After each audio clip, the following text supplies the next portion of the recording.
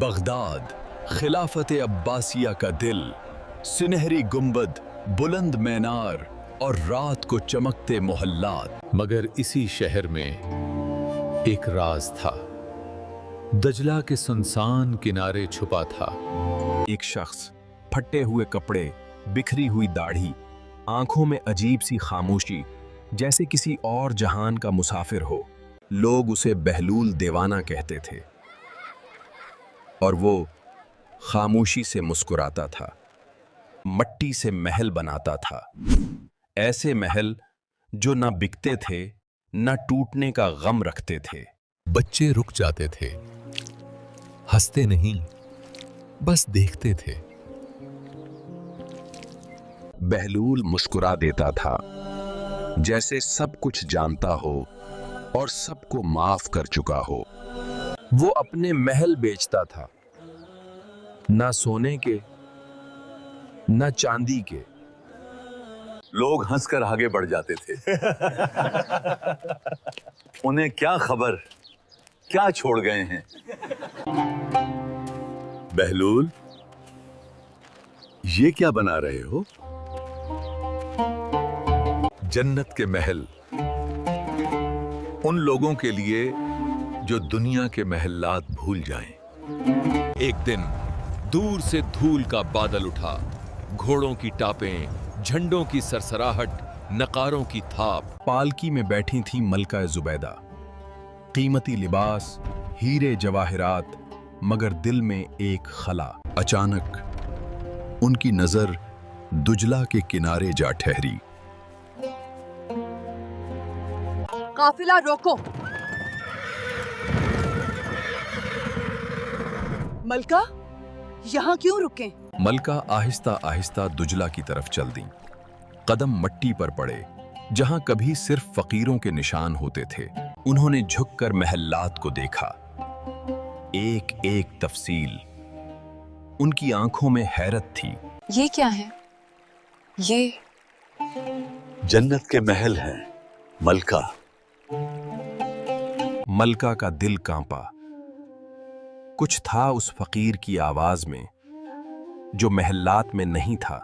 100 दिनार और एक शर्त। ये लो, मैं इंतजार करूंगी। काफला आगे बढ़ा, लोग सरगोशियां करते रहे। मलका धोखा खा गईं, मगर बहलूल। उसने थैली उठाई और शहर की गलियों में चल दिया। एक बेवा रो रही थी, बच्चे भूखे थे। बहलूल ने 10 दिनार दिए। बीमार बूढ़ा, कोई इलाज करवाने वाला नहीं। बहलूल ने 20 दिनार दिए। खुदा आपको अजर दे। शाम होने तक 100 दिनार खत्म हो चुके थे, मगर बहलूल के हाथ खाली थे और दिल भरा हुआ था। वो वापस दजला आया, पानी में हाथ धोए। या अल्लाह, मैंने अपना काम कर दिया, अब तू अपना काम कर। उसी रात मलका ने ख्वाब देखा, एक नूर, एक खुशबू जो दुनिया की नहीं थी। सब्ज बाग, बहती नहरें, तयूर की आवाजें, हवा में मिश्क और अंबर की खुशबू, और सामने एक महल, बिल्कुल वैसा ही, मगर अब सोने, चांदी और मोतियों से जगमगा रहा था। सुबह मलका ने खलीफा को सब कुछ सुनाया, मिट्टी के महल, 100 दिनार और जन्नत का ख्वाब। रात का वक्त, महल में हजारों चिराग रोशन थे, मगर बादशाह के दिल में अंधेरा था।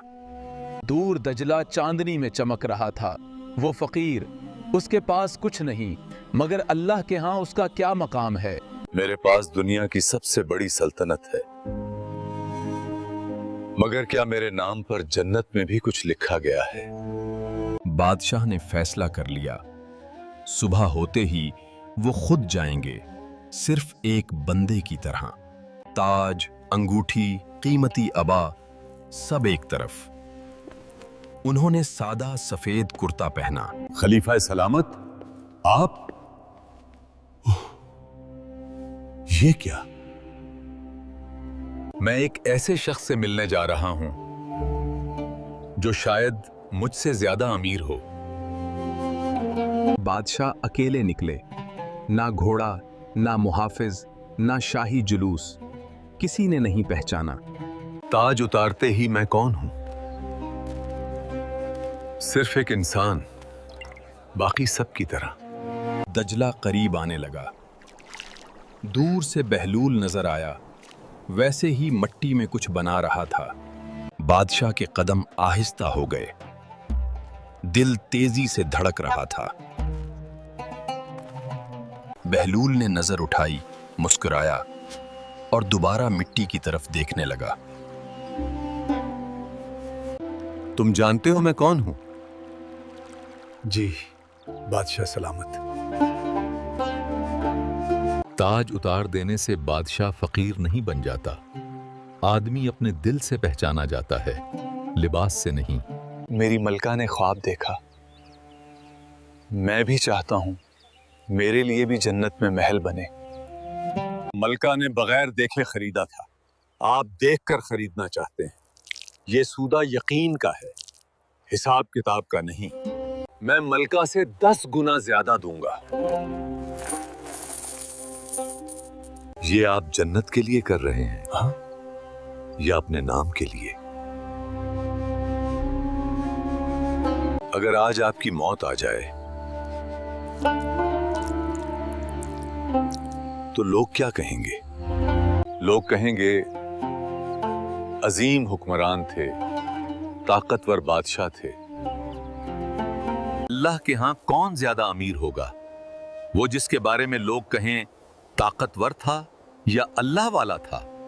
बादशाह बने रहें मगर दिल से बंदा बन जाएं। हुकूमत करें मगर अल्लाह की रजा के लिए। उस रात बादशाह ने एतराफ किया, मैंने तख्त पर बैठकर कभी खुद को जिंदा महसूस नहीं किया। ये वो बादशाह था जिसके हुक्म से शहर जागते और सोते थे, मगर सवाल ये था, क्या वो खुद मुतमईन था? दुजला बहता रहा और बादशाह पहली बार समझने लगा कि वक्त, ताकत और दौलत सब मुसाफिर हैं। जब इंसान खुद को बड़ा समझना छोड़ दे, तभी असल अजमत शुरू होती है। उसने ऐसा फैसला किया जो हर ताकतवर शख्स करने से डरता है, खुद को बदलने का फैसला। रातों को वो बगैर पहचान निकलता, क्योंकि नेकी को नाम की जरूरत नहीं होती। वो बीमार के सरहाने बैठता और कोई नहीं जानता था कि आज खुद बादशाह आया है।